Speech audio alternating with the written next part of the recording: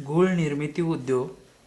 गूळ या पदार्थाची ओळख साखरेसाठी पर्याय अशी कदाचित आजच्या पिढीसाठी असेल, पण गुळाचे महत्त्व याहून खूप मोठे आहे. गुळाची महती रूढप्रिय मराठी मनाला पूर्णतः ठाऊक असतेच. जवळपास प्रत्येक सण, मग पोळा असो, दसरा असो, संक्रांत असो अथवा दिवाळी असो, गुळाचा वापर हा होतोच होतो. शिवाय दैनंदिन जीवनात आणि जेवणात गुळाचे स्वतःचे असे एक स्थान निर्माण झालेले आहेच. अगदी खडाभर गूळ वापरून डाळीच्या आमटीची चव अगदी बहारदार करणाऱ्या अन्नपूर्णासाठी तर गूळ म्हणजे ठेवणीतील अस्त्रच. गूळ, मिरीपूड, आलं, लिंबाचा रस यापासून बनवलेले गूळ-लिंबाचे सरबत म्हणजेच भलतेच टेस्टदार आणि वर पाचकसुद्धा. पुरणपोळी, गुलगुला, वेल्हा, डोसाई, वेल्हा चिडई, अकराई, गुळपापडी, लाडू, तेलची, गुळ नारळाची बर्फी असा मिठाई. गुळाला एक औषधी म्हणून सुद्धा महत्त्व आहे आणि ते परंपरेने चालत आलेले आहे. गुळाच्या औषधी गुणधर्माचा उल्लेख अगदी पुरातन काळापासून सापडतो. जवळपास गेली 3000 वर्षे गूळ हा एक शक्तिवर्धक व पौष्टिक पदार्थ. सश्रुत संहिता गुळाची थोरवी सांगते की गूळ हा रक्तशुद्धीकारक, अत्युच्च पोषणमूल्य असलेला, वात व पित्त दोषांचे शमन करणारा व यकृताचे रक्षण करणारा पदार्थ आहे. आधुनिक वैद्यकशास्त्रसुद्धा गुळात असलेले पोटॅशियम, मॅग्नेशियम, कॅल्शियम, लोह, फॉलिक ॲसिड यांच्यामुळे त्याला शक्तिवर्धक मानतेच. पंडू रुग्णासाठी गुळाचा 1 चमचा रोज 2 वेळा खाणे उपकारक ठरू शकते. कोल्हापूरचा गूळ हा सर्वात उत्तम मानला जातो. इथे शाहूवाडी शेजारच्या सांगली जिल्ह्यातील शिराळा तालुकासुद्धा दर्जेदार गुळाचे उत्पादन पूर्वापार करीत आलेला आहे. अलीकडे कोल्हापूर जिल्ह्यातील कागल, पन्हाळा, राधानगरी हे तालुकेसुद्धा गूळ उत्पादनाकडे वळू लागले आहेत. ऊसापासूनच तयार होणारे साखर व गूळ हे पदार्थ, परंतु दोन्हीच्या बनवण्याच्या प्रक्रियेमध्ये महदंतर. गूळ हा ग्रामोद्योग पातळीवर बनतो, तर साखरेसाठी मात्र प्रचंड मोठा व्याप व भांडवल गुंतवून भला मोठा कारखाना उभा करावा लागतो. पण आत्ता गूळ बनवणारी ही गुऱ्हाळे गावोगाव. पावसाळा संपला की सर्वसाधारणतः दसऱ्याच्या तोंडावर गुऱ्हाळे सुरू होतात. ऊस गाळून रस काढण्यासाठीचा घाणा काढलेला रस उकळून त्यापासून गूळ बनवण्यासाठी भली मोठी भांडी, काईल व त्यांच्या भट्ट्या या सामुग्रीवर गुऱ्हाळी चालतात. गुऱ्हाळ मालकाची साधारण 1.5 ते 2 लाख गुंतवणूक होऊन गुऱ्हाळ चालू होते. शेतकऱ्याच्या रानातून ऊस तोडून तो गुऱ्हाळवर आणून गाळला जातो. साधारण 2 टन ऊस गाळला की तो भल्या थोरल्या कायलीत उकळवत ठेवला जातो. गृहिणी साखरेचा पाक बनवताना जी दक्षता दाखवते तीच दक्षता यावेळी गूळ बनवणारा गुळव्या दाखवित असतो. या दरम्यानच त्या रसावर तरंगणारी मळी बाजूला. अलीकडच्या काही दशकात आता गुळाचा रंग सोनेरी पांढरा किंवा पिवळा दिसावा म्हणून मान्यताप्राप्त रसायनांचा सुद्धा वापर केला जातोच. रसायनविरहित गूळ काळा दिसतो, तर बाजारात आकर्षक रंगाचा गूळ दिसला की ओळखावे की त्यात रसायने आहेत. याशिवाय गुळाचा कठीणपणा वाढावा म्हणून त्यात चुनखडीसुद्धा मिसळली जाते. रस उकळवून एक ठराविक स्थितीला पोचलाय की मग तो छोटा साच्यात ओतून थंड करीत ठेवला जातो. थंड झाल्यावर या साच्यातून गुळाचे रवे बाहेर काढले जातात. हे अर्थातच प्रत्येकी 30 किलो, 10 किलो, 5 किलो अशा वेगवेगळ्या वजनाचे असतात. गूळ बनविणारा गुळव्या हा स्वतः त्याच्या कलेत अत्यंत निष्णात असावा लागतो. त्याला गुळाचा रंग, चव व कणीदारपणा या बाबी विशिष्ट दर्जाच्या ठेवाव्या लागतात. नावाजलेल्या गुळव्यामुळे गुळाची किंमत 2 पैसे जास्तच येते. बहुतेक सर्व गुऱ्हाळांचे स्वतःचे बांधून घेतलेले गुळवे असतात.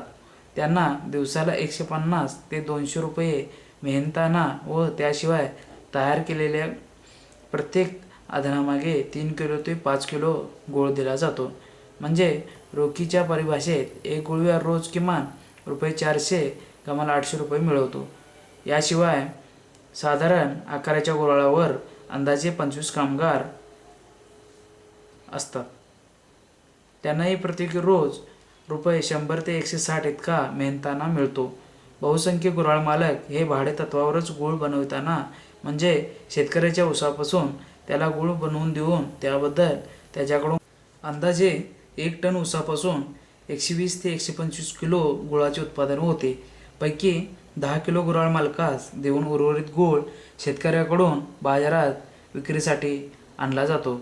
अलीकडे गुळाला चांगला भाव मिळतो असल्याने तसेच त्याच्या विक्रीतून पैसेही रिकामी होत असल्याने आपला ऊस साखर कारखान्यांना देण्याऐवजी गुऱ्हाळावर नेणे पसंत करू लागले आहेत. चांगला भाव मिळाला तर शेतकऱ्याला साखर कारखान्यापेक्षा टनामागे 500 रुपये तरी जादा भाव मिळतो. शिवाय त्याच्या मालाची रक्कम महिन्याभरातच पदरात पडते. याउलट साखर कारखान्याकडे ऊस पाठवला तर पूर्ण रक्कम वसूल होण्यासाठी पुढचा हंगाम उजाडतो. अर्थात गुळासाठी ऊस वापरला तर मग गुळाची प्रत्यक्ष बाजारात विक्री करण्याची जबाबदारी शेतकऱ्याच्या खांद्यावर येऊन पडते. कोल्हापूर जिल्हा बाजार समिती या विक्रीसाठी शेतकऱ्यांना पूर्ण मदत करते.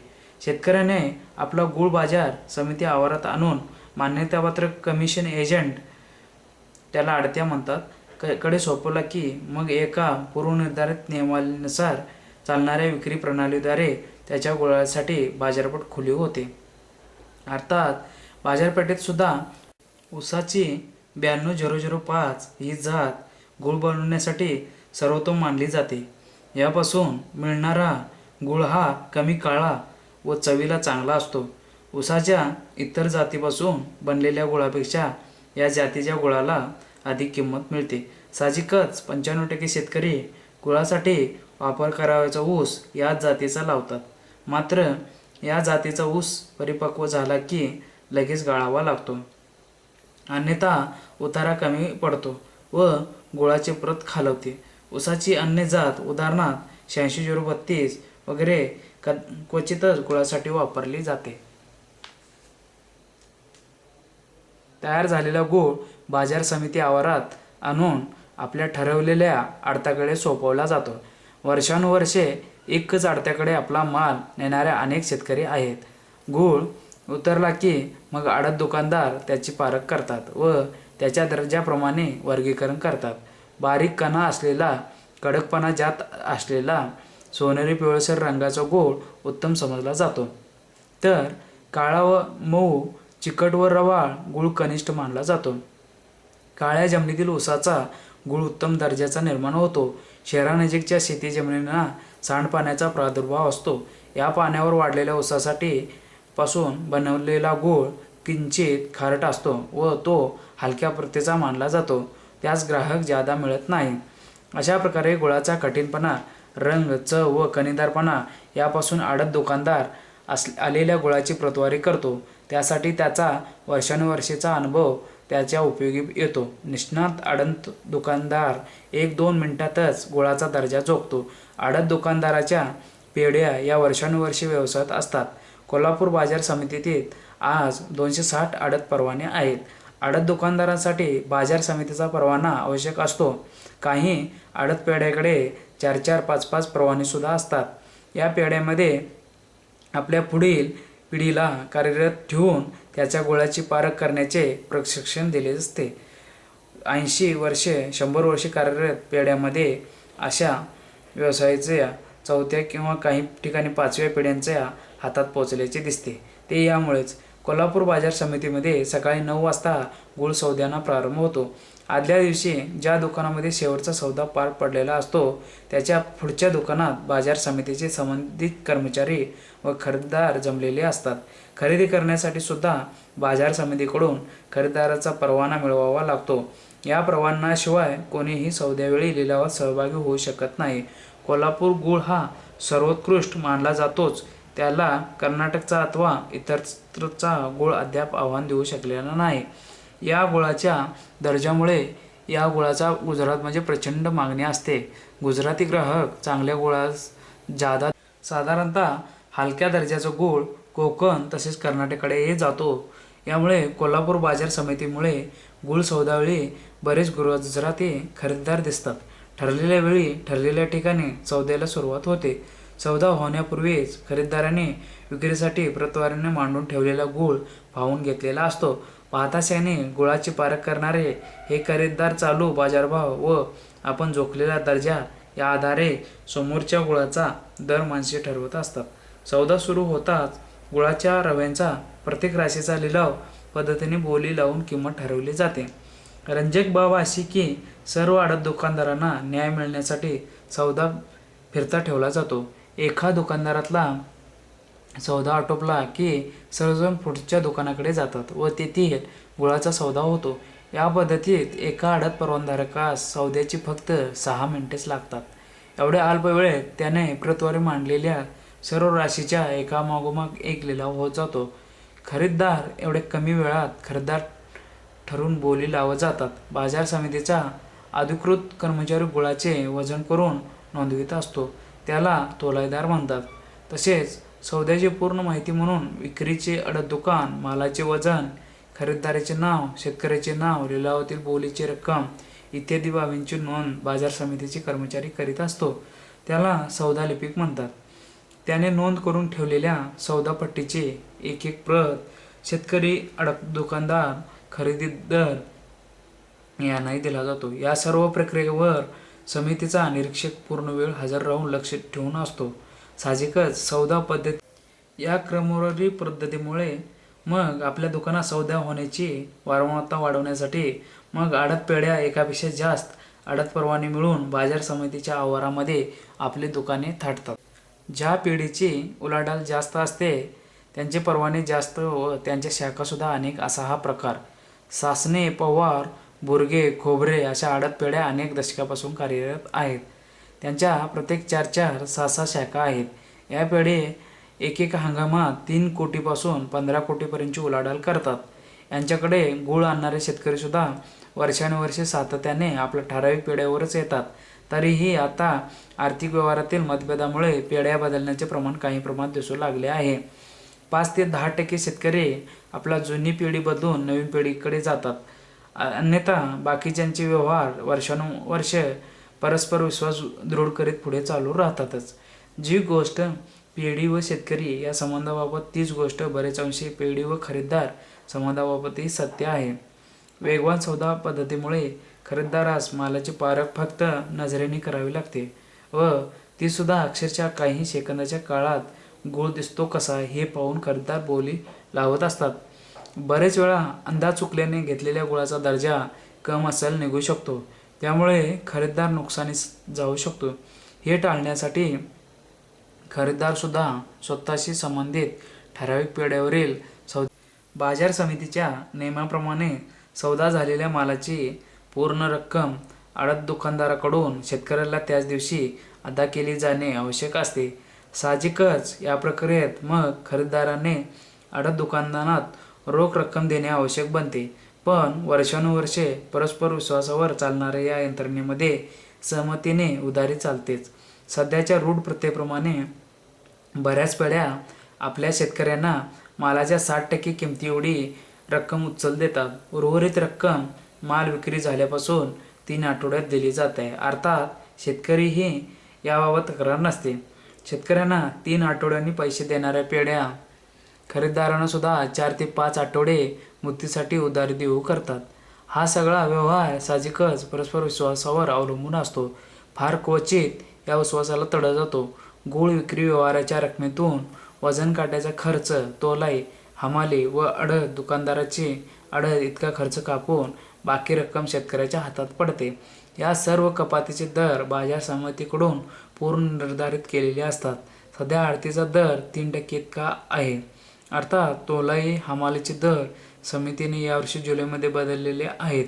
पूर्वी 30 किलो रव्यास 0.63 पैसे तोलाई दिली जात असे, ती आता वाढवून 0.70 पैसे केली आहे.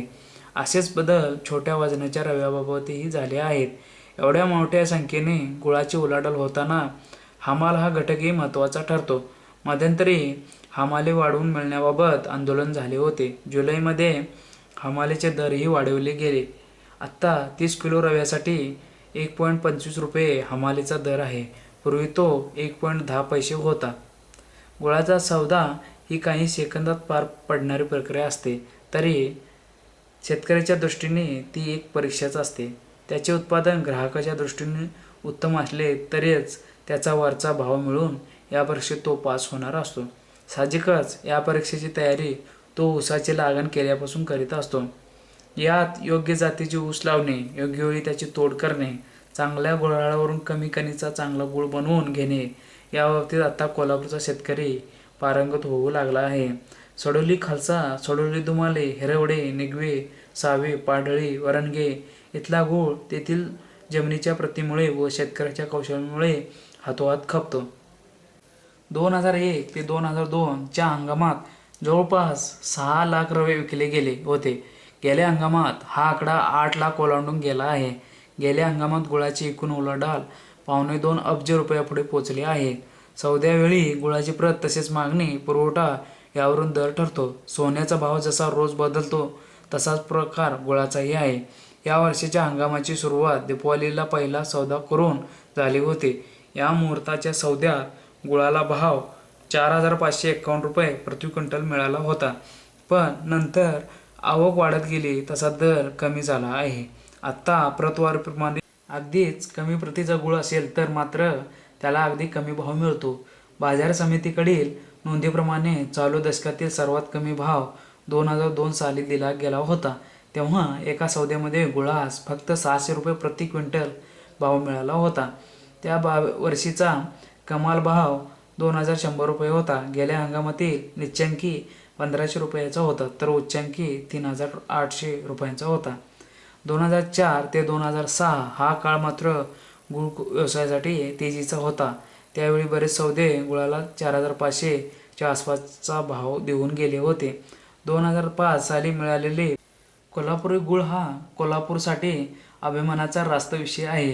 गेली अनेक दशके कोल्हापुरी गुळाचा दर्जा टिकून आहे व त्यामुळे त्यांचे बाजारपेठेतील वरचे स्थानसुद्धा टिकून राहिलेले आहे.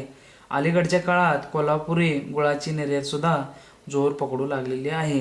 दुबई व लंडन यासोबत अमेरिकेतील बे एरिया या भागांना लक्षणीय प्रमाणात गुळ निर्यात केला जातो. बाजार समितीतील सौदे ज्या पारदर्शकतेने पार पडतात त्यामुळे शेतकऱ्याचा ओढा येथेच गुळ विक्री करण्याकडे असतो. नजीकच्या काळात या सर्व माझे नाव सीताराम बापूसाहेब चौगली, गाव पोहाळे तर्फ आळती, तालुका पन्हाळा, जिल्हा कोल्हापूर. मी गेली 8 वर्षी पारंपरिक शेती आहे, पण गेली 8 वर्षी सेंद्रिय शेती करतो आहे. शेतीला कोणत्याही पद्धतीचं रासायनिक खत अथवा औषध फवारणी करत नाही. तर त्यासाठी 8 फुटाचा पट्टा करून 8 फुटावर 1 सरी ऊसाची एका एकरात जास्तीत जास्त 40,000च ऊस ठेवायचा प्रयत्न करतो आहे. 1 किलोचा ऊस जरी जन्माला आला तर 40 टन ॲव्हरेज बसतं आहे. 2 किलोचा पोचला तर 80 टन ॲव्हरेज बसतं आहे. आणि मध्ये जो 8 फुटाचा पट्टा आहे त्यात द्विदल धान्याची पिकं करतो आहे. त्यामुळे द्विदल धान्याच्या मुळावर गाठी असतात, त्यात रायझोबियम नावाचा जीवाणू असतो आहे. तो हवेतलं नत्र शोषून घेतो आहे आणि आपल्या मुळासाठी जाते. त्या मुळा 3 महिन्याचं पीक असते, ते संपल्यानंतर आमच्या ऊसाला त्याचा पुरवठा होतो आहे. अशी एक एकरमध्ये 2 आम्ही पिकं कडधान्याची घेतो आहे. त्या कडधान्यालाही दर असतो आहे. त्यामुळं कडधान्यातून किमान 1 एकरामधून आम्हाला 25-30 हजार रुपये मिळतात 2 पिकातून. त्यासाठी खर्च जरी 20,000 धरला तर ऊसासाठी 10,000 रुपये राहतात. ते ऊसासाठी म्हणजे ऊस आम्हाला कमीत कमी 30 ते 35 टन मिळतोय, कमी मिळतोय, पण त्याला आम्हाला खर्च काही नाही. म्हणजे जे मिळणारं उत्पन्न ऊसाचं 30-35 टनाचं असेल ते बोनस म्हणूनच आम्हाला मिळतंय. आणि त्यामधून ऊस गोळा झाल्यानंतर आम्ही त्यात हायड्रास पावडर, वाफा पावडर, इतर कोणतीही पावडर वापरत नाही. तर तिथं फक्त रानभेंडीचा ठेचा करून त्याचा रस काढून मळी काढण्यासाठी त्याचा उपयोग करतोय. आणि त्यापासून बनणारा गूळ हा सात्विक असतोय, दर्जेदार असतोय, चांगला असतोय. त्यात रोगप्रतिकारक शक्ती असते, कॅल्शियम, लोह भरपूर प्रमाणात असते आणि सेंद्रिय पद्धतीच्या संपूर्ण त्यात फायदे मिळतात. आणि गूळ आणि काकवी आमची चांगल्या पट्टीत तयार होती. कारण काकवी आपण वापरायला दिल्यापासून, बॉटल भरल्यापासून 2 ते 3 वर्षे ठेवली तर खराब होत नाही कधीच. आणि काकवीपासून फार मोठे फायदे आहेत. ते कॅल्शियम जास्त असल्यामुळं महिलांना चालते, कावीळच्या आजारांना चालते ते. आणि त्यात लोह, कॅल्शियम भरपूर प्रमाणात आहे. त्यामुळे शरीराला लोकांना आता साखरेपासून जे वाईट परिणाम होतात, डायबिटीस वगैरे, तसे गूळ आणि काकवी खाणाऱ्या कुठल्याही माणसाला डायबिटीस होणार नाही. आणि तो सशक्त आणि खणखणीत असं ते राहील, ती तब्येत चांगली राहील, कोणताही आजार त्याला होणार नाही. अशा पद्धतीने आम्ही करतोय. आजपर्यंत आम्ही 10 किलोचे रवे, 30 किलोचे रवे घालून मार्केट यार्डात पाठवत होतो आणि ते देतील ते पैसे घेत होतो. पण अलीकडच्या 2 वर्षात आम्ही अशा निरनिराळे बाजार, शेतकरी बाजार, जनता बाजार, भारती बाजार अशा ठिकाणी माल ठेवू लागलो आहे. परत प्रदर्शनं भरतात मोठमोठी, आग्रोहनचं भरतं आहे, आता इथं भरलेलं पणन महामंडळाचं आहे, मध्ये जत्रा भरली होती आपली भीमतडीची. अशा ठिकाणी भाग घेऊन आम्ही आमचा माल चांगल्या किमतीनेही विकतो आहे. ग्राहकांना ग्राहकाने आमचा संबंध असल्यामुळे मध्ये कमिशन द्यायचा कोणाला प्रश्न येत नाही. आणि लोकांनाही माल आवडल्यामुळे ते मला वारंवार बोलवून तुमचा स्टॉल घेऊन या म्हणून आग्रह करतात. आम्ही प्रत्येक स्टॉलमध्ये भाग घेत आहे आणि घेत राहीन. आम्ही प्रचारक आहे, सेंद्रिय शेतीचे प्रचारक आहे. सेंद्रिय शेतीच आपल्याला पुढल्या भविष्यात आपल्याला वाचू शकणार आहे. बरं. तर आपल्याकडे साधारण एकूण शेती किती आहे ऊसाची? माझी ऊसाची एकूण 6 एकर शेती आहे. बरं. दरवर्षी किमान 4 एकर ऊस असतो. बरोबर. आणि 1 एकर भात हायब्रिड भुईमुगाच काय. तर ऊसाची जी जमीन आहे आपली ती सर्वसाधारण जमीन कशा प्रकारची आहे? आमची ऊसाची आमच्या ज्योतिबाच्या पूर्व पायथ्याला गाव असल्यामुळे उतार बंधात जमीन आहे. जी वरची उताराची आहे ती हलक्या प्रतीची आहे आणि खाली प्लेन आहे ती चांगल्या प्रतीची आहे. तर ऊसाला साधारण मध्यम प्रतीची जमीन पाहिजे असते. एकदम हलक्या प्रतीत ऊस चांगल्या येत नाही आणि एकदम खाली रेतवाड आणि पाणी साठणाऱ्या जमिनीत येत नाही. तर निचरा होणारी जमीन ही आम्हाला सुदैवानं आम्हाला निचरा होणार आमची सगळी जमीन असल्यामुळं मीठ फुटणे वगैरे असला जो प्रकार आम्हाला काय त्याच्यापासून धोका नाही. बरोबर. तर ऊसाचे आता साधारण जाती कुठल्या कुठल्या? आता ऊसाचे मी लावणारा जाती 671 जात गोळासाठी आणि ऊसासाठी पहिल्यांदा प्रचलित झाली, चांगली होती. तर त्यापासून काकवी चांगली दर्जेदार निघत्या. त्याच्या अगोदर 86-032 ही गुळाला चांगली आहे, त्याला फुटवे वगैरे जास्त आहेत आणि ती कारखान्यालाही चालते आणि गुळाला काकवीलाही चालते. आणि आता 2 वर्षात नवीन 92-005 92-005 ही जात प्रचलित झालेलं आहे आणि ती गुळाला खास आहे. आणि ती कोल्हापूरसाठी अगदी शेतकऱ्यांनी भरपूर प्रमाणात तिची लागण करून त्याचा गुळ पिवळा असा धमक निघतोय. ही लोकांना सांगावं लागतं की ह्यात हायड्रोस पावडर वगैरे घातलेली नाही, हा सेंद्रिय असं इतकं सांगावं लागतंय. पण गुळ अगदी आकर्षक दिसतोय आणि टिकतोही चांगला. बरं. आता ती आपण आंतरपिकं घेतात. हां. तर त्याच्यात आंतरमशागत कशा पद्धतीने करतात? आता आंतरमशागत आम्ही कमी करतोय. शक्यतो बैलानंच आंतरमशागत करतोय. आणि पहिल्यांदा जे सऱ्या आम्ही 2 फुटाची 1 सरी 8 फुटाचा पट्टा घेतोय त्यावेळी ज्या सऱ्या घातलेल्या असतात त्या फक्त खोऱ्यानं उजरतोय. पहिलं पीक घेतल्यानंतर तिचं मुळकांड वगैरे खाली जमिनीत राहावं, कारण ते कुजावं आणि नंतर आपल्या उसाला मिळावं म्हणून जैवभार उपडतोय आम्ही त्यात टाकतोय. फक्त त्या शेंगा किंवा जे धान्य असेल तेवढंच बाजूला घेतोय, त्याचा जैवभार त्यात टाकतोय. त्यामुळे शक्यतो त्यात आवतणीसारखी करत नाही आम्ही, कारण आम्ही त्यात जे जीवामृत सोडतोय. ज्यावेळेला रासायनिक बंद केलं त्याला जीवामृत सोडतोय. देशी गायचं शेण 10 किलो, गोमूत्र 2 लिटर, जुना काळा गुळ 1 किलो आणि माध्यम म्हणून द्विदल धान्याचं पीठ आणि जीवाणू माती म्हणजे बांधावरची माती हे मिश्रण आम्ही पाण्याबरोबर सोडतोय. त्यामुळे ते वनस्पतीला जे जीवाणू पाहिजे असतात ते दुपटीन प्रमाणात वाढत असतात आणि त्याच्यामुळे जमीन आम्ही विरजन सोडल्यासारखं ते जीवाणू भरपूर पटीत मिळतात. गांडूळ देशी गायचं शेण गेल्या गेल्या गांडूळ सुकतावं ते वरती येतात. वरती येताना खडं माती खात येतात, वर विष्टा टाकतात, परत खाली जातात. रात्रंदिवस असते काम चालू करतात असतात आणि ती विष्टा टाकतात म्हणजेच आमची जमीन सुपीक बनलेली असते आणि ते मिश्र खतच असते जवळजवळ ते. त्यामुळे आमची जमीन आता चांगला पोत जमिनीचा सामू वगैरे चांगला बनलाय, पोत चांगला सुधारला. जर माझ्या जमिनीत तुम्ही चालला तर गादी चालल्या की तुम्हाला वाटेल. बरोबर. इतके आपल्या जमिनीचा चांगला सामू झालेला आहे. बरं. आता खत म्हणून जे आहे तर सेंद्रिय खत म्हणून आता आम्ही सेंद्रिय खत आमच्या एक सुभाष पाळेकर म्हणून आमचे शेतीशास्त्रज्ञ गुरु आहेत, ते बाहेरनं काय विकत आणून घालायचं नाही असं सांगतात. मग त्याला पर्याय त्यांनी दिलाय, असा दिलाय. त्याच्या अगोदर आम्ही शेणखत जवळजवळ एकरी 20 बैलगाड्या अगर 4 ट्रॉली तरी शेणखत सोडतोय, मेंढरं बसवतोय आणि देशी गाईच्या शेणाचा भरपूर वापर करतोय. त्यामुळे आमच्या जमीन आणि पाला जाळत नाही कधी, त्यात आंतरपिकाचा जैवभार जाळत नाही, तो त्यातच साठवतोय आणि पावसाळ्यात त्याचा आच्छादन करतोय. त्यामुळे ते जीवाणूला पाहिजे असतं आणि आच्छादनामुळे जमीन आमची चांगली बनत असते. बरोबर. तर गांडूळ खत वगैरे गांडूळ खत आता आमच्यापैकी काही शेतकरी घालतात, पण मी स्वतः घालत नाही. मी सुभाष पाळेकरांचं 100% तंत्रज्ञान अंमलात आणतोय. त्यांनी जे आम्हाला पुस्तक दिले, त्यांचं भाषण ऐकलंय, ते तंत्रज्ञान मी 100% उपयोगात आणण्याचा प्रयत्न करतो. मग हे जे कीड वगैरे येते, खोडकिडा म्हणा, बरोबर, किंवा लोकरी मावा म्हणा, आता घडते असं की एकरी जे रेग्युलर पद्धतीने ऊस लागतात ते ऊस जवळजवळ एकरी 1 लाखभर असतात, पण आम्ही 40,000च ऊस लावतोय, 40,000च ऊस जगवितोय. त्यामुळे प्रत्येक ऊस आमचा किमान 1 किलोचा असला तर 1 टनाचा होतोय, म्हणजे मोठा ऊस पोचतोय. त्यामुळे ऊसाचाच खोड मोठा असल्यामुळे आमच्यावर रोग लवकर येत नाहीत. आणि आलेच आता परवा मावा आला सगळ्यांच्या नंतर आला, इतर ऊसावर सगळ्या आला आणि शेवटला आमच्यावर आला आणि जाताना आमच्या अगोदर गेला, कारण आमचा ऊसच पैलवान बनलाय. त्यामुळे पैलवानांना रोग प्रतिकारक शक्ती जास्त असते आणि ती रोगांना दाद देत नाही.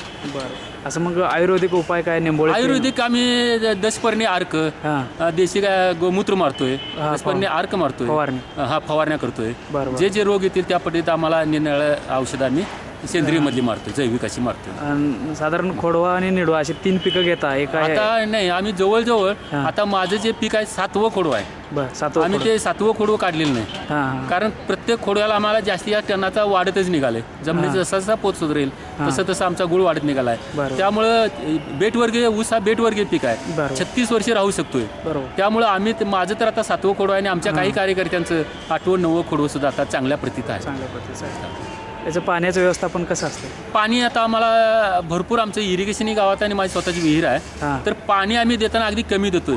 लागणीला डायरेक्ट 2 ते 3 महिनेच पाणी देतोय. बरोबर. पुन्हा प्रत्यक्ष लागणीचं पाणी बंद करतोय, म्हणजे सरीचं ऊसाच्या हां. त्याच्या आतल्या सरीला देतोय, 2 नंबरच्या सरीला. हां. त्याला 3 महिन्याचं पीक असते, त्याच्यासाठी 3 महिने देतोय. हां. आणि त्यानंतर मध्ये 4 फुटावर जी सरी असते, 4थी सरी, हां म्हणजे मध्ये इकडले 8 फुटाचा पट्टा 2 फुटा सरी असते, त्यातल्या 3ऱ्या सरीला आम्ही तिथून पुढे कायम पाणी देतोय. म्हणजे पाण्याच्या आशेनं मुळी अशी लांब लांब येत जाते. बरं. पहिल्या 2ऱ्या सरीला ती, पुन्हा 3ऱ्या सरीला येते. त्यामुळे ऊसाच्या मुळीची लांबी वाढते आणि मुळीची लांबी वाढल्यानंतर तिची अन्नग्रहण करण्याची शक्ती वाढते. मग अन्न करण्याची शक्ती वाढल्यामुळं ऊसाचं खोड मोठं होतंय, कारण कडवून त्याला मोठं पाहिजे, जेवढं अन्न खाईल तेवढं साठवायला, मग ऊस आमचा मोठा बनत जातोय. बरोबर. चांगला ऊसाचा आम्ही असं समजतो की जेवढी पेराची जाडी हां. तेवढी लांबी असायला पाहिजे, म्हणजे आमचा 1 नंबरचा ऊस, दर्जेदार ऊस असं आम्ही समजतोय. माती परीक्षण वगैरे असं फारसं करावं लागतं? माती परीक्षण आम्ही केलं सुरुवातीला, पण आता अलीकडे केलेलं नाही. हां. पण आम्हाला काही करायची गरज नाही, कारण आम्ही सेंद्रिय संपूर्ण माल घालतोय, बरोबर. खतं वापरतोय. हां. त्यामुळे त्यातून त्याला सगळे अन्नद्रव्य त्याला उपलब्ध होतात.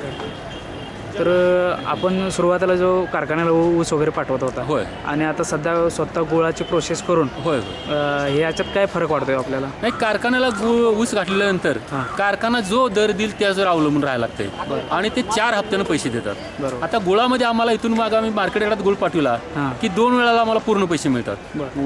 गुळ लावल्या 80% उचल मिळते बरं. आणि नंतर पट्टी मिळते महिन्या. आमचं जे गुऱ्हाळ आहे फार जुनं आहे, आजोबापासून आहे. आजोबानंतर वडिलांनी चाललेलं, आता मी चालवतोय. त्याला एक गुऱ्हाळ उभा करायला किमान अर्धा एकर तरी जागा लागते.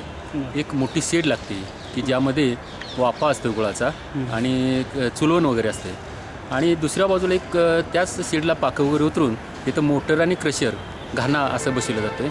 आणि आमचं गुऱ्हाळ आम्हाला कमी दिवसात चालते, पण ह्या गुऱ्हाळासाठी जी यंत्रणा उभी करावी सगळी लागते. मग आमचा जर 5 एकराचा गुळ झाल्यानंतर आम्ही इतर बाहेरचा ऊस घेतोय आणि त्यापासून आम्हाला भाडे मिळते, मोबदला मिळतोय. आणि तो त्यांना गुळ त्यानं फळ आपला फक्त दाखवायचा ऊसाचा, आम्ही तो तोडायचा, गुऱ्हाळात आणायचा, त्याचं क्रशिंग करून त्याचा गुळ बनवून त्याच्या ट्रॉलीत टाकायचा, आणि त्याच्यानंतर त्यांना ते न्यायचं यार्डात नेवा वगैरे घरी ठेवते. त्याच्या याचा प्रश्न शेतकऱ्याचा, आणि त्याच्या पुढे आम्हाला भाडे मिळते आणि शेतकऱ्यालाही पाहिजे त्यावेळेला गुळ करता येतो. आणि साखरेपेक्षा गुळाचा आणि परत म्हणजे आपल्या मर्जीनुसार आपल्याला ऊस रानातील करता येते. रानात दुबार एखादं पीक गव्हासारखं असं रब्बीत वगैरे घेता येते. त्यामुळे गुऱ्हाळ आम्ही कोल्हापूर भाग हा सर्रास जास्तीत पटीत गुळ करणाराच भाग आहे.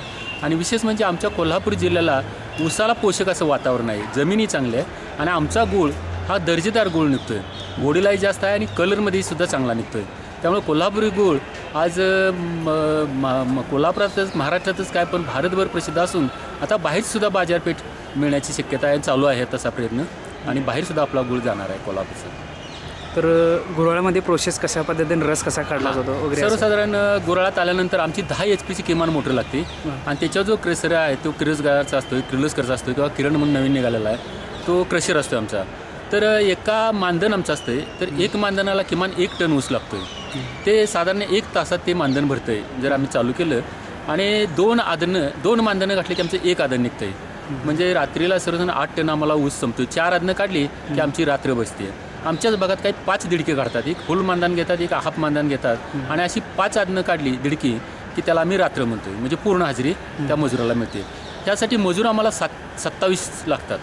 मजूर गुऱ्हाळावर म्हणजे ऊस लावायला 2, चिपाड काढायला 2, परत चुलवे म्हणून 2 लागतात, आडूजोडे गुळव्याच्या हाताखाली काम करणारे 2 लागतात, परत चिपाड हलवायला 3 महिला लागतात. अशा एकूण जवळजवळ, आणि फाडात ऊस तोडायला 12 गडी लागतात, आणि एखादं वाहन ट्रॅक्टर किंवा 3 बैलगाड्या ऊस ओढायला लागतात. अशी फार मोठी यंत्रणा लागते उभा करायला. आणि मजुरीचा आता प्रॉब्लेम यायला लागला आहे. त्या मजुरांना आम्हाला पावसाळ्यात अगोदर ॲडव्हान्स द्यायला लागते. किमान एका मजुराला किमान 5,000 रुपये तरी पावसाळ्यात द्यायला लागते, म्हणजे किमान 1,00,000 सव्वा लाख रुपये हे अगोदर गुंतवावे लागतात. आणि मग ते